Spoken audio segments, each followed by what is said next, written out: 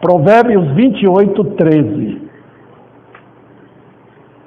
O que encobre as suas transgressões jamais prosperará, mas o que as confessa e deixa alcançará misericórdia. Podem assentar, irmãos. O caminho da verdadeira prosperidade. Eu trouxe isso hoje, irmãos, e eu acho que vocês de imediato vão considerar o fato de que é uma mensagem oportuna, tá? Porque eu estou falando de um assunto que é tão tratado hoje sobre prosperidade. E a Bíblia trata sobre isso. Tá? O livro de Provérbios trata sobre prosperidade. Então Deus não deixa coisa. Ele fala aqui de uma maneira positiva, que aquele que confessa suas transgressões vão encontrar a prosperidade, né? Então eu quero trazer isso para vocês, mas de uma forma bíblica.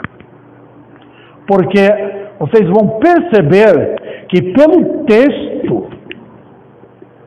a Bíblia está mostrando prosperidade correta do ponto de vista de Deus. O que encobre as suas transgressões jamais prosperará, mas o que confessa e deixa alcança misericórdia. Então, queridos, porque o mundo hoje, eu diria para vocês que o espírito da época hoje é prosperidade. Tá? Todo mundo fala de prosperidade hoje. Não é só nesses movimentos que são televisionados, passa para todo mundo, né? Essas igrejas grandes que tem aí, que o homem vai lá na frente e fala tanto de prosperidade, que Deus vai lhe dar isso, basta ter fé e tal, que você vai ter a casa que você quiser, vai ter a cura que você quiser. Um trabalha na área de cura, outro trabalha na área de mais coisas materiais mesmo, envolvendo casa, terra, essas coisas, e outros assim trabalham de outros aspectos, mas tem muitos elementos aproveitando disso. Não somente nesses grupos, né? Mas até dentro das igrejas, consideradas tradicionais, há um espírito de prosperidade. De que se eu estiver fazendo alguma coisa boa dentro da igreja, Deus vai me abençoar. Vai abençoar minha firma, minha empresa, vou ter mais dinheiro. Tá? Então, quando isso acontece, eles acham que Deus está trazendo prosperidade. Por favor, não estou condenando prosperidade. Deus não é um Deus de miséria. Não. Deus não é um Deus que vai nos deixar entregues assim para viver de qualquer mendigando por aí. Não, tem prosperidade. O crente é uma pessoa próspera, porque ele trabalha, ele é honesto, ele confia em seu Deus. Então, há prosperidade na justiça. Há uma porta aberta de prosperidade, porque nós estamos ganhando os nossos recursos da forma como Deus quer. Mas nota, da forma como Deus quer, não da forma que o homem quer. Se você tomar a vida cristã para esse propósito de prosperidade e esquecer de coisas mais importantes da vida cristã, sua prosperidade é perigosa. Tá? Então eu quero com vocês aqui examinar o texto, porque nós vamos ver o que é a prosperidade do ponto de vista de Deus. Ele diz aqui que há algo que interpela, atrapalha a prosperidade. Ele expõe a coisa para nós, o que encobre as suas transgressões. Vocês estão percebendo que Deus não prometeu nenhuma prosperidade para os que estão no pecado. Nenhuma. Então isso que estão pregando por aí não é de Deus, é do diabo. Isso que esses elementos estão fazendo para arrancar o dinheiro do povo, tomar as propriedades dele, deixando as pessoas mais pobres ainda, aproveitando da ignorância espiritual das pessoas, não é de Deus. Eles estão dizendo que é de Deus, mas não é verdade. É Satanás, o pai da mentira. Qual a razão? Deus não prometeu isso? Não. O que os ímpios querem, o que é? É uma prosperidade diferente daquilo que Deus fala. E ele diz que aquele que encobre as suas transgressões não vai prosperar. Isso é comum na vida do incrédulo. Ele não foi a Cristo. Ele nunca confessou os seus pecados. Ele não obteve purificação. Então ele não passou da morte para a vida. Ele não é salvo ainda. Significa então, queridos, que há uma transgressão lá dentro do ímpio que está sendo cometida continuamente contra Deus. Então, se eu pegar qualquer pessoa, colocar na minha igreja e dizer, está tudo bem, você vai para o céu, Deus vai te abençoar, sem que ele tenha confessado os seus pecados, eu estou mentindo para ele. A Bíblia manda confessar. A Bíblia não lida com outra coisa senão. O homem não é introduzido na vida cristã só porque ele quer. É Deus chamando. Por isso que nós cantamos hinos que tratam da redenção. Porque pecadores não podem ter acesso à presença de Deus, conversar com Deus, orar para Deus sem ser salvo. Não tem isso na Bíblia, queridos. O homem que não foi salvo ainda, a oração dele é abominação para Deus, conforme diz Provérbios. Então tem que ter confissão. O pecador tem que chegar arrependido. Ele pode ter muita prosperidade, eu vou tratar disso aqui um pouco mais adiante, tá? Significa então que aquilo que eu tanto amo é visto por mim como meu sistema de vida. Então eu estou procurando uma prosperidade conforme o que eu penso de prosperidade. Eu quero ter mais dinheiro, eu quero ter mais conforto, eu quero ter uma melhor casa. Do ponto de vista natural, não está errado. Trabalhe e ganhe. O sistema de Deus é assim. Você trabalha, você luta para trabalhar, conquiste pelos meios corretos, por meio da justiça, tá? E você será rico. O caminho está aberto. Deus não proíbe. Tá? Você quer ser um capitalista forte, capaz, inteligente, sábio, honesto, trabalhe e conquiste. Mas note o que está por detrás do coração do ímpio. Ele tem objetivos diferentes do que Deus tem. Ele tem princípios mundanos lá dentro. O sistema de vida dele é baseado nisto. Ele quer uma vida aqui. Ele não quer caminhar para o céu. Ele não quer carregar a sua cruz. Ele quer prosperidade porque ele quer ter paz, segurança e essas coisas na vida que para eles dão um certo sentido de vida aqui. Mas qual a terrível verdade disto? As minhas transgressões, os homens devem saber, que não tem pecado maior do que outro. Não tem. Pecado é pecado. Eu nasci em Adão. Eu nasci no pecado. Não importa se eu matei, roubei ou não. Se eu sou uma pessoa educada, se eu sou uma pessoa boa para os outros. Isso não faz diferença para Deus. O homem no pecado, ele está debaixo da ira de Deus. Ele pode ser a pessoa mais incrível do mundo, muito amada aí fora, mas ele é um ímpio. Ele não está dentro dos princípios da vida cristã. Ele não participa do reino de Deus. O reino dele é daqui. Então qualquer pecado lá dentro está visto por Deus na fúria dele. Se tem uma coisa que cada crente, cada ímpio deve saber, Deus não tem simpatia por nenhum pecado. Nenhum. Ele não tem familiaridade com isso. Ou tira aquilo ou não serve. Os olhos de Deus focam no pecado como nós olhamos para uma serpente e queremos matá-la.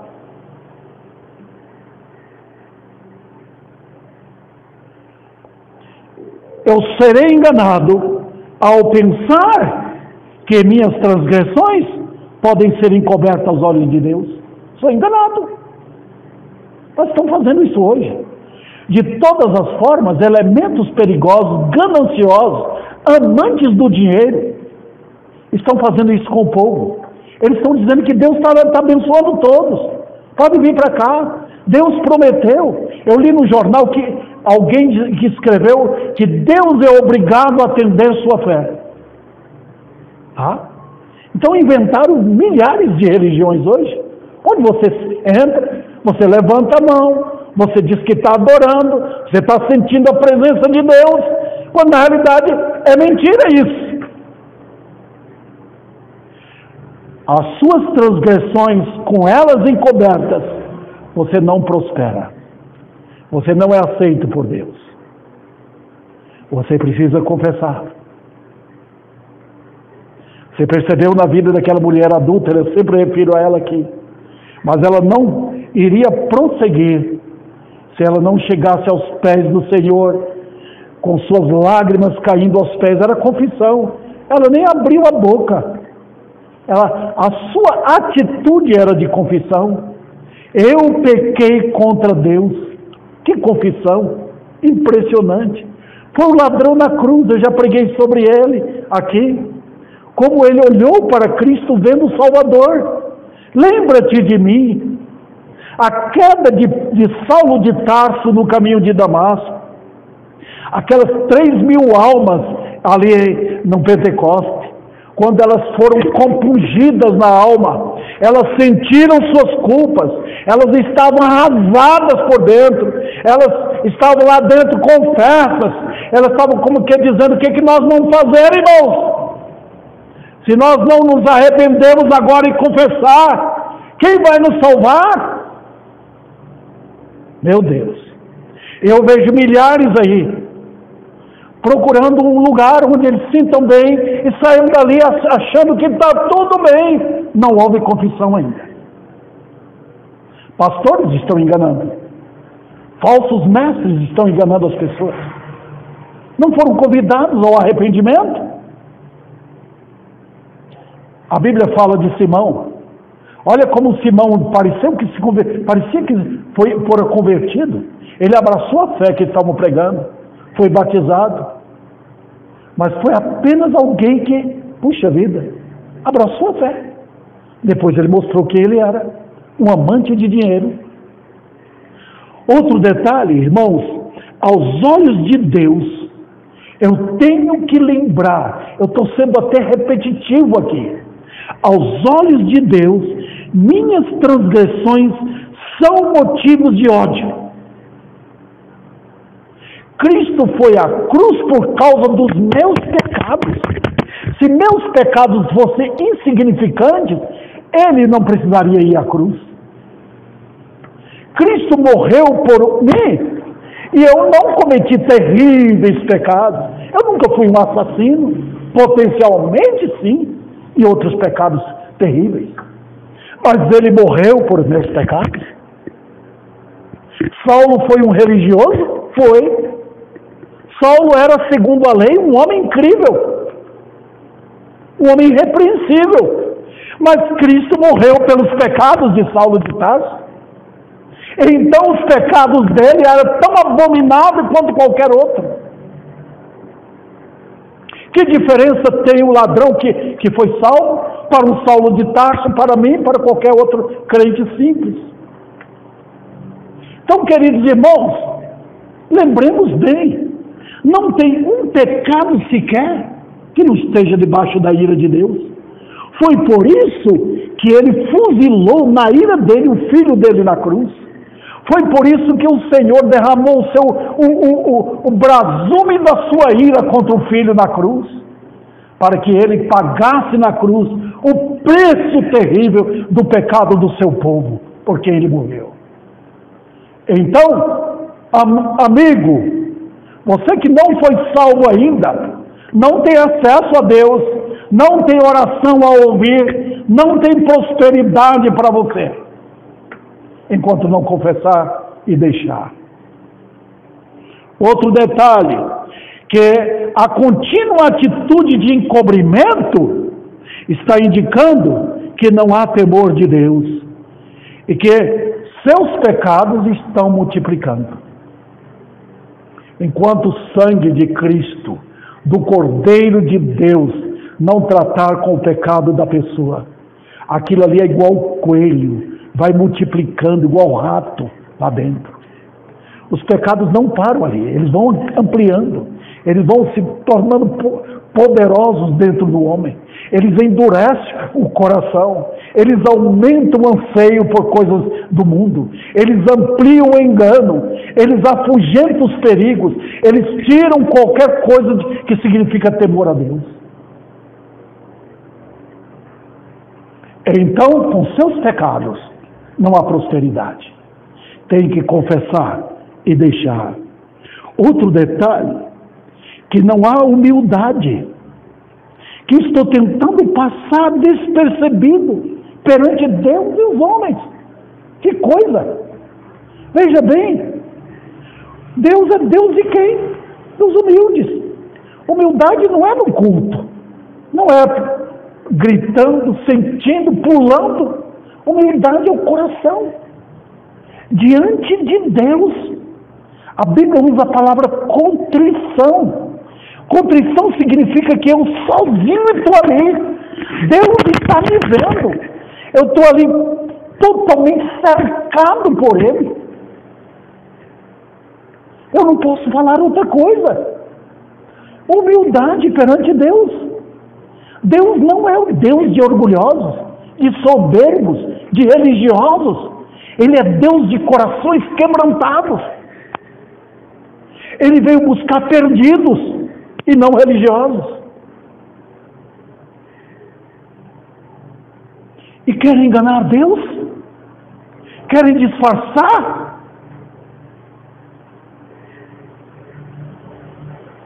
Outro detalhe, indica também, vamos agora dirigir aos crentes, que se eu sou crente, Deus há de tratar com seríssima disciplina.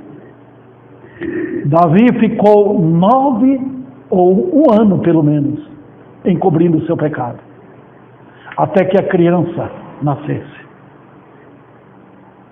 Deus veio com dura disciplina sobre ele. Deus não permite que um filho dele guarde os seus pecados lá dentro. Não. Ele disciplina. Eu tenho falado sempre, você diz que é crente, não tem disciplina na vida, não há purificação, Deus não está trabalhando em santificação na sua vida, purificando cada vez mais, para que você torne igual a Ele em santidade, então você não é crente. Você tem que se converter.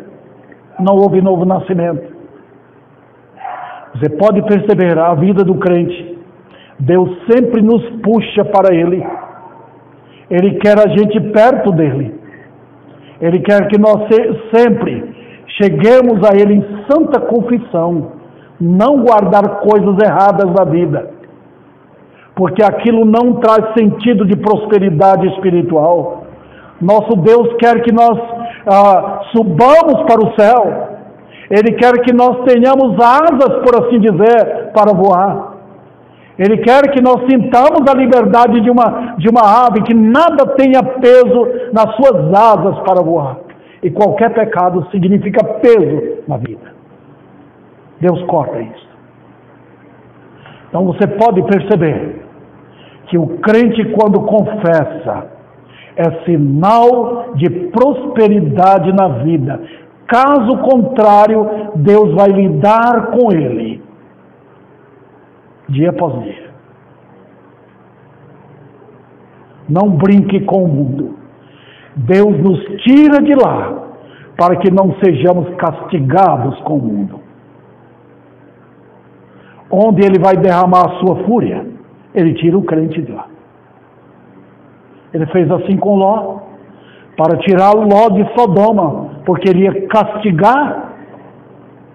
A esposa de Ló não era crente, ela ficou lá, mas ele era um homem justo.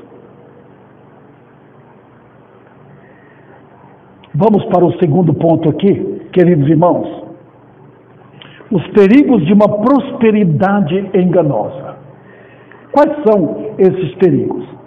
Porque ele diz aqui que jamais prosperará, então é perigo. Vamos lá.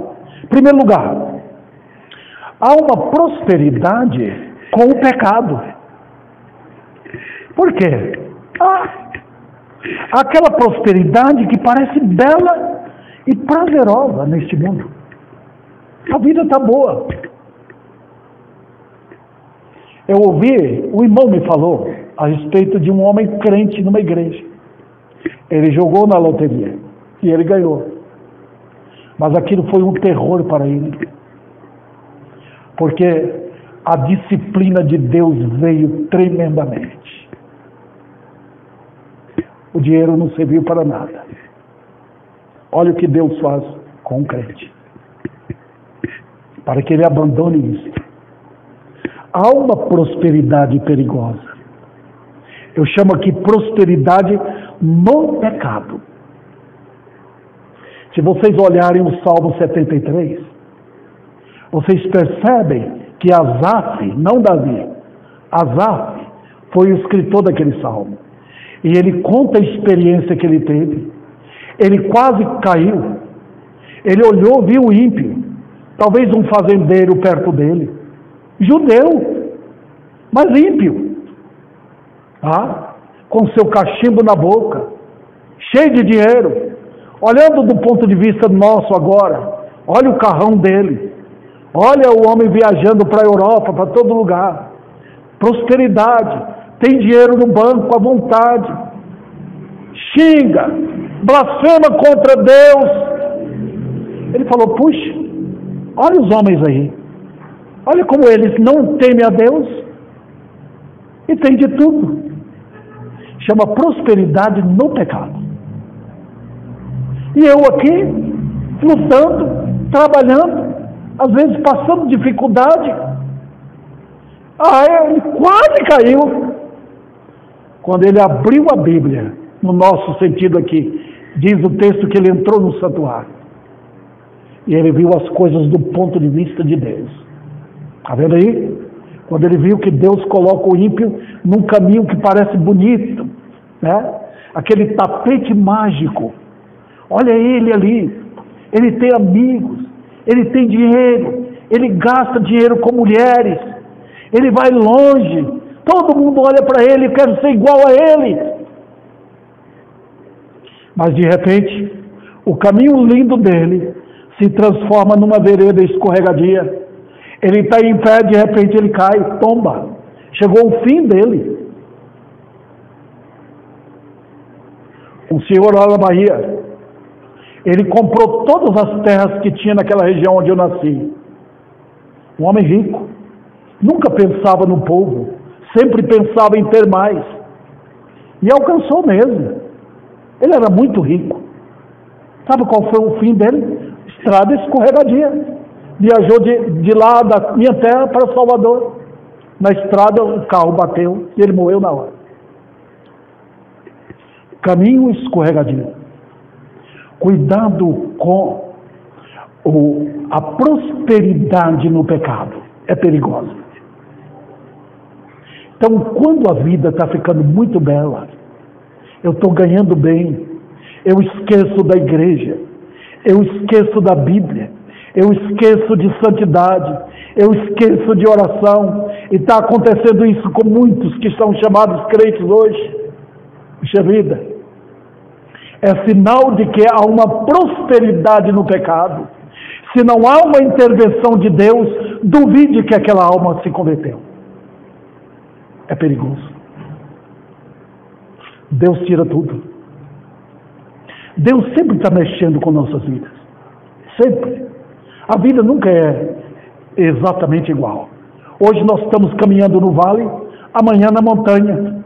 Nós estamos lá no top da bênção, depois descemos novamente. O caminho para o céu é assim, queridos irmãos. Deus nunca deixa a gente do mesmo jeito. Ele sempre está mexendo com nossas vidas, porque Ele está nos aperfeiçoando. Então, quando tem uma pessoa que diz que é crente e está vivendo assim, alguma coisa está errada. Está no gozo do pecado. Ele não está caminhando para o céu. Outro detalhe aqui, irmãos, a pessoa vai pensar que está sendo abençoada. Eu falo mais aqui, há uma prosperidade também, eu falei com o pecado, agora eu vou falar no pecado. Porque a alma aliada ao pai da mentira achará que Deus está lhe abençoando. Isso ocorre demais. E nós estamos vendo isso hoje, porque a pessoa pensa que agora a vida está muito boa. Ela vai até contar como bênção numa igreja. Olha, Deus me abençoou, eu tenho agora um carro, eu comprei uma casa, olha a minha vida, a minha família. Isso pode acontecer, mas sabe, isso é prosperidade no pecado, não com o pecado, no pecado. Satanás concede isso. Quando Judas estava seguindo ao Senhor, com os discípulos, ele era chamado apóstolo também. Ele viu os milagres ocorrendo. Ele viu quando ele participou nas pregações. Mas sabe, Judas tinha uma meta lá adiante. E quando ele percebeu que ficando com aquele grupo simples, ele não conseguia nada, então ele tomou o meio dele. Ele traiu o Senhor, vendendo por 30 moedas de prata. Ele alcançou prosperidade. Mas que perigo. Puxa, ele podia dizer, agora sim, tenho as bênçãos. Mas aquilo foi um peso que o puxou com violência para o inferno. Olha que tristeza. Meus queridos, cuidado com isto. Tem milhares de pessoas hoje enganadas. Eu já vi pessoas que dizem que são crentes, contentes com a prosperidade, mas não estão no culto de oração. Não têm prazer pela Bíblia. Usam dinheiro para viajar longe, para assistir shows mundanos. Usam dinheiro para isso. O que é isso? É prosperidade de Deus? Não, é prosperidade no pecado. E Satanás, o pai da mentira, está dizendo em seus ouvidos, foi Deus, a vida está boa. O crente é consciente de quando tudo está bem, ele sabe que alguma coisa pode ocorrer. Você nota que Jó era dono daquilo, mas quando Deus tirou, não feriu o seu coração. Não atingiu. Não atingiu o seu louvor. Não, ele era o mesmo. O Senhor deu, o Senhor tomou. Bendito o nome dele. Não houve frustração. Ele não ficou gritando, eu quero prosperidade, o Senhor prometeu. Não. Bendito seja o nome do Senhor. Queridos irmãos, é a vida aqui. Outro detalhe, queridos, há uma prosperidade que adornará de direitos no viver, que fará com que a alma esteja cercada de conselheiros religiosos aparentemente cheios de amor. Há essa prosperidade. Quando Satanás cerca você de bons conselheiros, de pessoas que dizem, nós amamos, porque essa prosperidade perigosa, quando você não vê a vida do ponto de vista de Deus.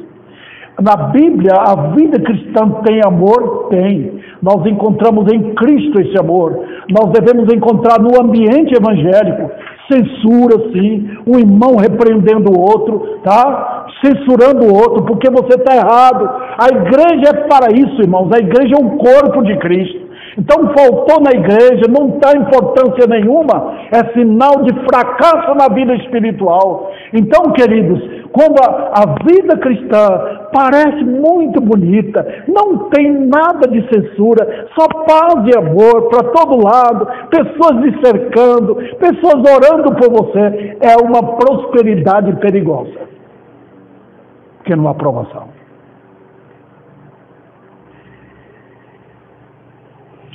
Essa prosperidade mantém a alma se sentindo bem no caminho largo.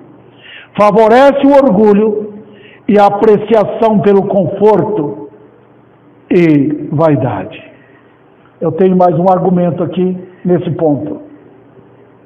Essa prosperidade, ela é extremamente perigosa. Por quê? Porque ela não tem nada de estrutura para comandar a vida pelo caminho do dever.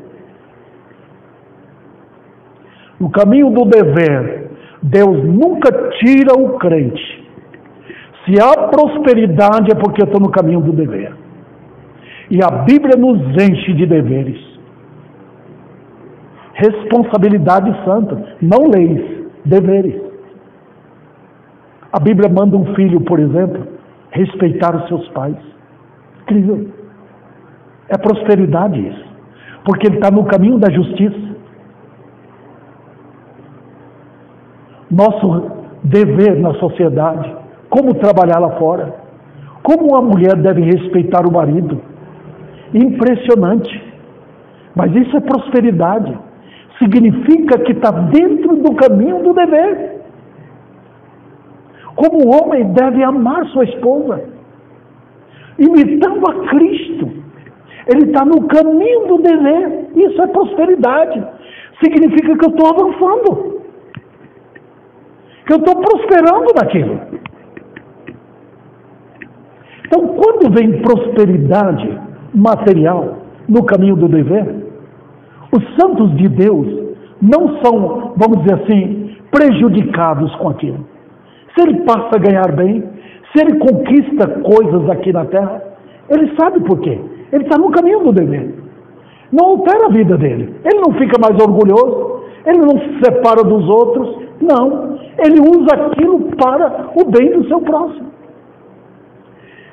Outro detalhe, queridos irmãos, a alma já se acha afastada de Deus e carregada de soberba quando há essa prosperidade perigosa. Favorece o corpo, favorece, tem tudo, tem comida, tem carro, tem conforto, tem casa, tem tudo, mas prejudica a alma, porque o Senhor não está perto. Ficará aliada às paixões e impossibilitada de conhecer o caminho certo. Eu tenho o terceiro ponto agora. O segredo da prosperidade. Eu saí da parte negativa, vou para a parte positiva. Diz o quê? O que confessa e deixa. Essa é a parte positiva. Vamos ver isso aqui. Primeiro, a primeira lição é que nunca a transgressão será deixada sem uma sincera confissão. Nunca. A vida do crente começa com confissão e ela continua. Interessante, dia após dia. O crente sempre está vendo frustrado que tem tanta coisa errada na vida e ele está sempre chegando ao Senhor. Meu Deus, minha vida está assim. Eu quero te honrar. Ele anda com Deus. Esse é um crente. Veja bem, a confissão, queridos. Por isso que eu estou sempre pregando aqui. Arrependei-vos e convertei-vos. Nunca vou deixar, irmãos, vou morrer pregando isso. Porque é uma ordem bíblica pregar arrependimento. Qualquer fé sem arrependimento é uma fé morta. Se a pessoa que diz que se converteu não teve arrependimento na vida, eu não estou falando de choro, eu não estou falando de grito, eu estou falando de sinceridade, transparência diante de Deus, é uma convicção de que ele estava andando tortuosamente, e seus caminhos outrora foram caminhos errados. Ora, a Bíblia manda arrepender-vos e converter-vos a Cristo. Então, se não houver isso, o esconderijo fica lá tapado. Está lá dentro. Não tem coisa pior do que um homem que nunca confessou. Tudo lá dentro está. Chega o momento exato, ele vai revelar o que ele é. Eu falei hoje de manhã para a igreja. O mundo de hoje está habilitadíssimo para descobrir quem somos nós. Se somos crentes ou não. Outro detalhe, irmãos. A confissão é a atitude de humilhação perante Deus. E essa atitude é que eleva a grandeza. Quando Deus pega um homem para salvar, ele pega lá embaixo. Salvação é assim. Eu estou lá embaixo e Deus vai lá e me socorre. Eu chego ao pó em confissão e Deus me atende. Ele vem buscar pessoas assim. Ele leva para o céu pessoas assim, que se arrependeram, se converteram a Cristo de todo o coração. Jesus tem misericórdia de mim. Eu sou um pecador. Eu estou indo para o inferno porque eu mereço ir. É esse tipo de pessoa que Cristo veio buscar. Ela não foge, ela fica ali. O ímpio foge. Então, queridos, isso eleva a grandeza. No pecado eu estou lá embaixo. Enquanto o homem não confessa, ele pensa que está lá em cima. Mas quando ele confessa, é porque ele sente que está lá embaixo. E aí que Deus pega e eleva. A graça é assim. Ela pega a pessoa no pó e eleva a grandeza. Eu saio de Adão para estar em Cristo. Olha que transferência gloriosa. Eu agora sou ou estou em Cristo. Sou um cidadão do céu, não do inferno.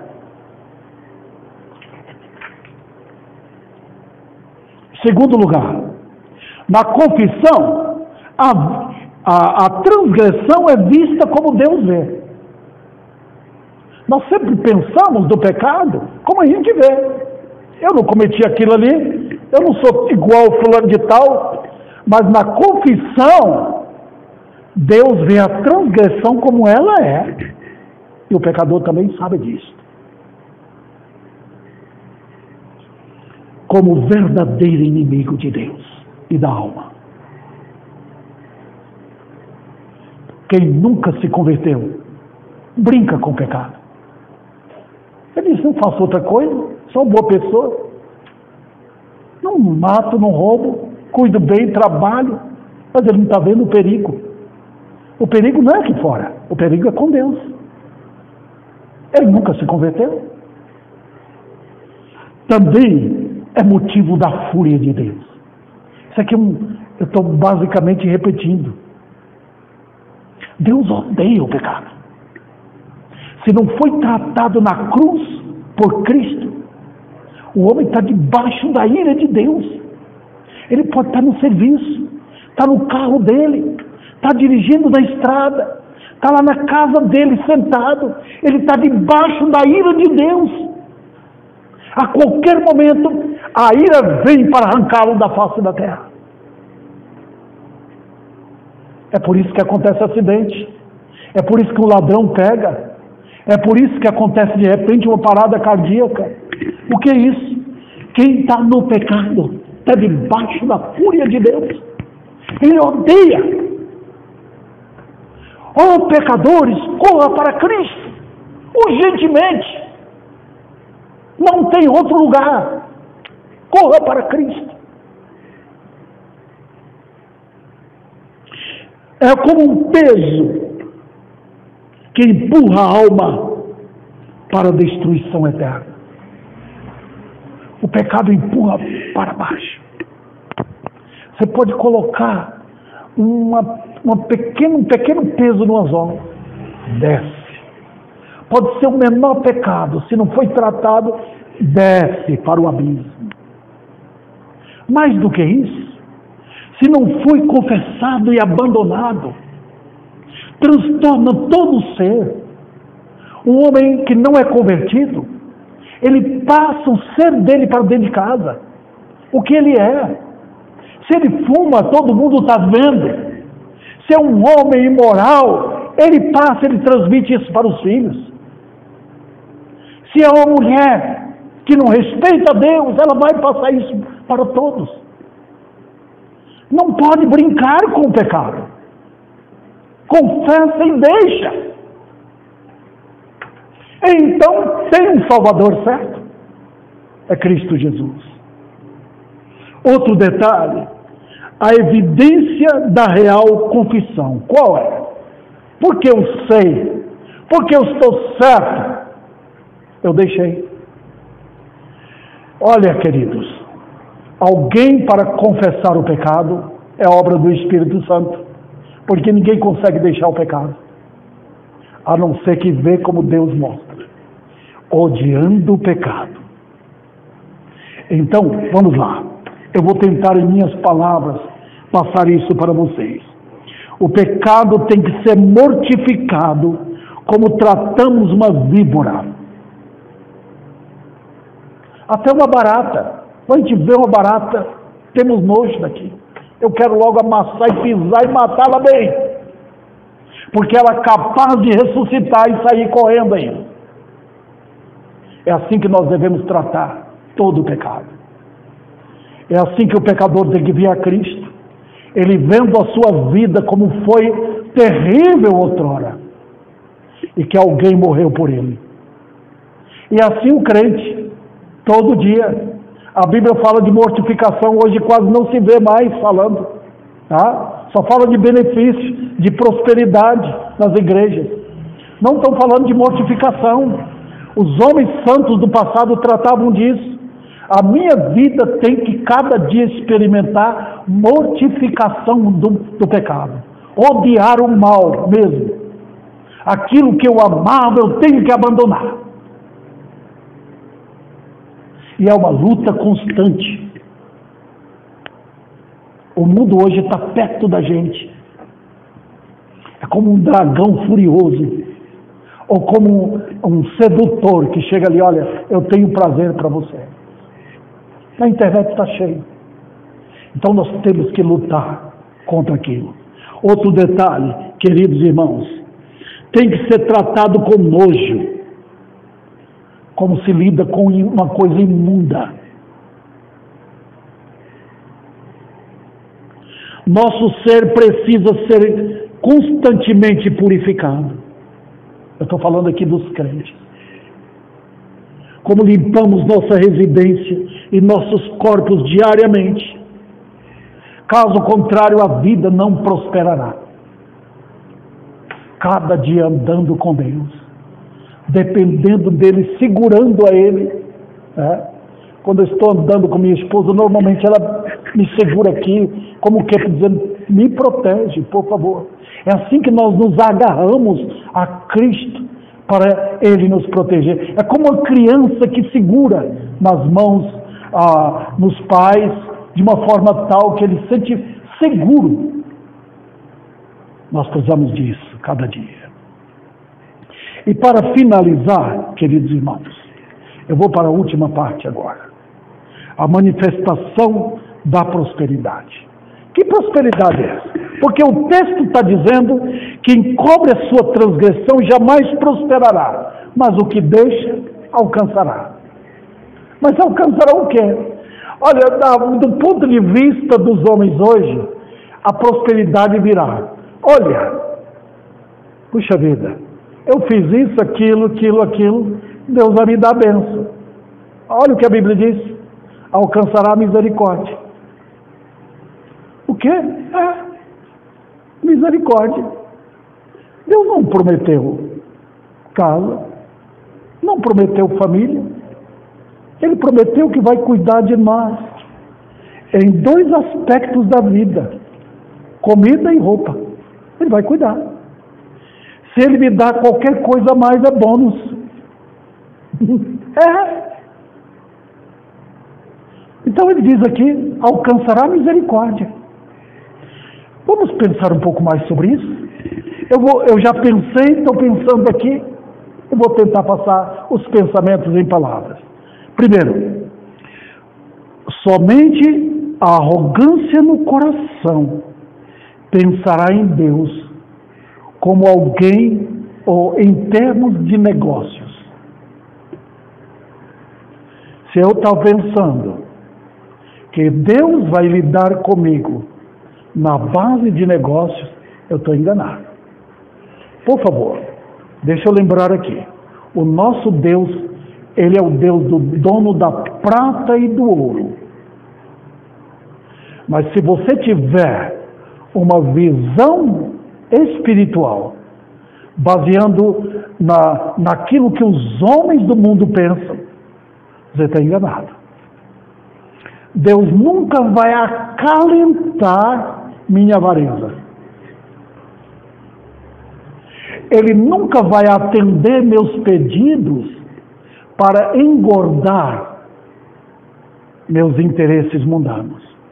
Em Tiago 4:4, pedis e não recebeis. Por quê? Ele diz, pedis mal. Por que você está querendo aquilo? Por que você está querendo ganhar mais? Não é para gastar com seus prazeres? Esquecer da igreja. Agora eu tenho uma casa bonita. Agora eu tenho um lugar lá na beira de um rio. Agora eu tenho uma chácara. Agora eu tenho comércio. Eu esqueci da igreja. Esqueci dos meus deveres cristãos. Opa! Então, queridos, o que acontece? Cuidado de lidar com Deus em termos de negócio. Se Ele quiser, Ele pode nos dar. Mas Ele nunca vai dar algo que será como um canivete para cortar nossa vida. Nada disso.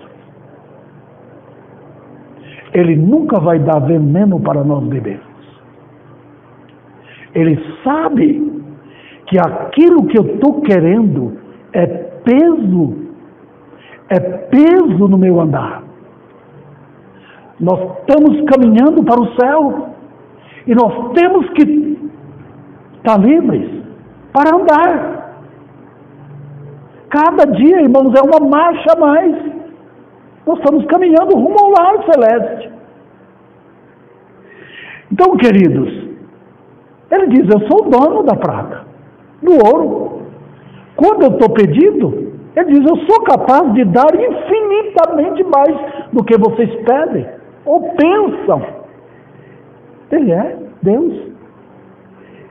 Mas notem, queridos, ele diz, o tesouro de vocês está lá no céu. Não está aqui. A casa de vocês está lá. A família de vocês está lá. O corpo que vocês precisam ter está lá. Na ressurreição. Toda a riqueza é eterna. Esperamos chegar lá. Eu li a respeito de um missionário que ele saiu da África e foi lá para a Inglaterra visitar as igrejas, parentes. E ele pensou que ao chegar lá no aeroporto, ou mesmo no descer do navio, não sei quando foi, ele esperava encontrar muita gente para abraçar. Afinal de contas, missionário, né? E tal. Vamos lá, irmão, seja bem-vindo. Não tinha ninguém. Ele ficou decepcionado. Aí encontrou com alguém, acho que um pastor, que disse para ele, irmão, nós não chegamos ao lar ainda. Quando chegarmos ao lar, a recepção vai ser linda. Nós não chegamos ao lar. Outro detalhe, irmãos. Porque Deus prometeu conduzir o povo dele por meio de sua misericórdia. O que Deus está fazendo conosco? Ele está cuidando de nós na base de bondade e misericórdia. Ele prometeu cuidar. Não vai faltar a comida, a roupa. E um dia, se ele precisar nos dar alguma coisa, ele vai provar. Aquele não será peso para nós. Um outro detalhe aqui que eu quero passar Misericórdia, porque houve humilhação. E a ternura de Deus fez a pessoa aproximar-se. Deus chegou até aquela pessoa. O que está faltando hoje? O que nós precisamos ter aqui na igreja? É um clube? Um grupo de pessoas que se sentem bem? Não. Nós queremos pecadores arrependidos. Porque quando entrar aqui pessoas arrependidas dos seus pecados, Deus está presente. Ele diz que Ele está perto de todos que o invocam. Quando pecadores começarem a pedir, que farei? Pastor, eu quero ouvir da verdade da cruz. Deus chega com sua misericórdia. Estou pronto para salvar. Querido amigo, o Deus da Bíblia está furioso. O Deus da Bíblia, o Pai, está pronto a derramar sua ira. Ou você corre para Cristo e encontra nele abrigo, ou você está perdido. Não tem escape.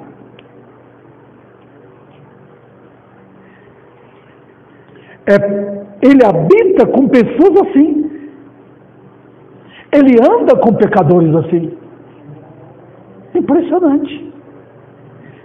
O outro detalhe é pela misericórdia que Deus exalta o pecador, eleva o pecador. Isso é prosperidade. E aí nós estamos chegando à parte final agora. Por quê? Vamos chegar à conclusão de que é prosperidade na Bíblia. Tem sim. E nós vamos tratar disso agora com firmeza. Olha, na prosperidade, quando o pecador vem em humildade, quebrantamento, recebendo a Cristo como seu Salvador e Senhor, o que Deus concede? Deus concede sabedoria para viver. Aquele que era do bar, está agora indo para a sua casa, vindo para a igreja, para o seu serviço. Aquele que mentia, não mente mais. Aquele que roubava, para de roubar. Vai trabalhar para ganhar seu pão de cada dia. Isso é sabedoria. E é esse o ensino de Provérbios.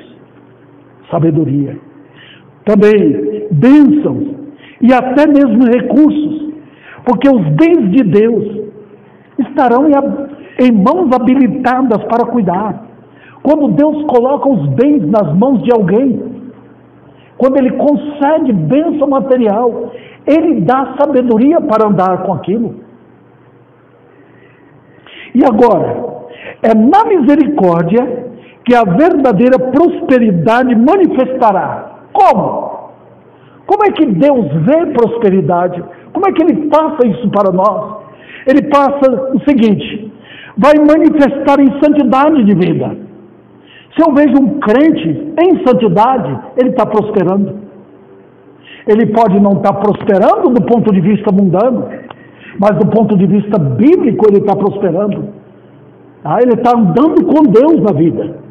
Enoque andou com Deus e Deus tomou para si.